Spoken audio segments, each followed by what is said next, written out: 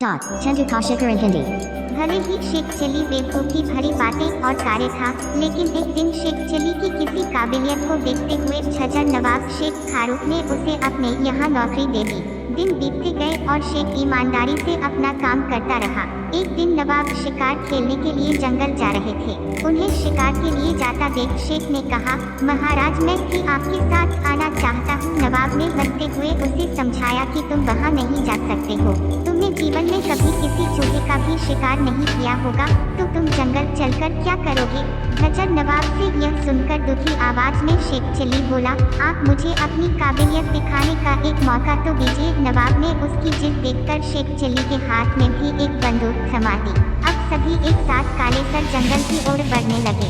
कुछ दूर पहुंचकर सब शिकार का इंतजार करने के लिए अपनी अपनी जगह पर खड़े हो गए।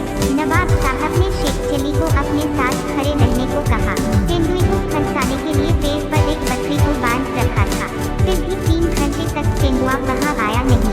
इतने में चिल्लाते हुए शेख चली ने पूछा कि कहाँ गया तेंदुआ, अब तक आया क्यों नहीं। नवाब के पास में ही खड़े एक शिकारी ने कहा कि तुम चुप रहो, वरना सारा काम बिगाड़ दोगे। इतने में ही शेख चली मन में ही ख्याली पुलाव पकाने लगा। उसके मन में हुआ कि एक दो तेंदुए का शिकार करने के लिए इतने सारे लोग यहाँ आ गए हैं। आए सो आए, लेकिन एक भी तेंदुए को ढूंढने के लिए नहीं गया। सबके सब पेड़ के पीछे छुपकर उसका इंतजार कर रहे हैं। फिर शेख के मन में हुआ कि मेरा बस चले तो मैं बंदूक लेकर सीधा तेंदुए को ढूंढने के लिए निकल जाऊं।